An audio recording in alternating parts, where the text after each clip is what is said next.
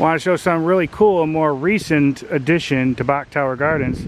This was just put in, I think,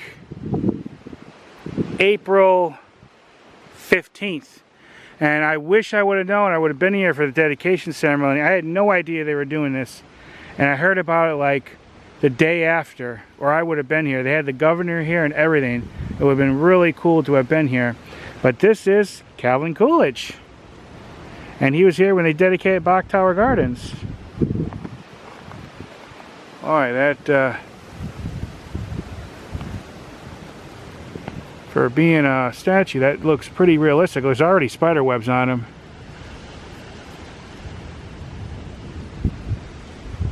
He doesn't quite have like eye inside the eyes. It's kind of like missing it if you look really close. Maybe that's meant to make it more realistic.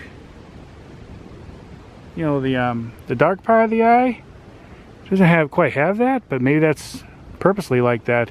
It does look really realistic, especially when you're even close up. But look at that. It's all on the paper, probably some important documents. It says here, and I'll read it to you, it might be hard for you to read. President Calvin Coolidge. In February 1929, President Calvin Coolidge traveled to Lake Wales to deliver the official dedication address for the Mountain Lake Sanctuary, now known as Bok Tower Gardens. His visit marked a moment of national significance. Elevating the gardens is a place where natural beauty, artistic expression, and civic purpose converge.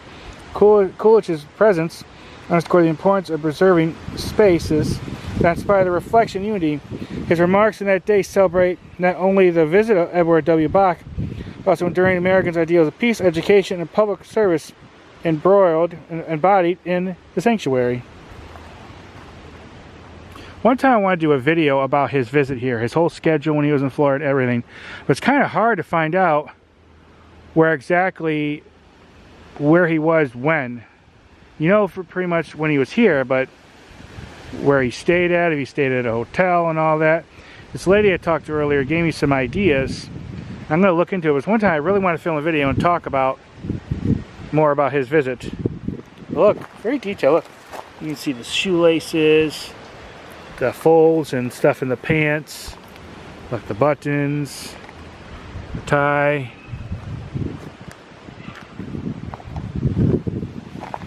Yeah, I even see the individual hairs. But nice and new. You can tell how the wind and the rain leave little marks from like dirt and stuff already. But you're outside, it's going to happen. But that is cool. I said I had no idea this was going to be put in. I would have loved to have been here and filmed it for you guys. I'm sure you can find the whole video on line, but I would have loved to have experienced it myself because this is history. I know it might not be of interest to someone on their side of the world, but I think it's interesting. Anything with presidents, I always find interesting, especially around part of Florida where I live. But that is really cool. Alright, I wanted to make sure I filmed this and show you guys. I'll take a few more pictures, tack it at the end. Oh, and if you want to find this thing, you're not exactly sure where to find it, or the map's not clear for you. The tower, front of the tower, is right over there. And that pink etc thing, however you say it, is just over there. So this is pretty easy to find.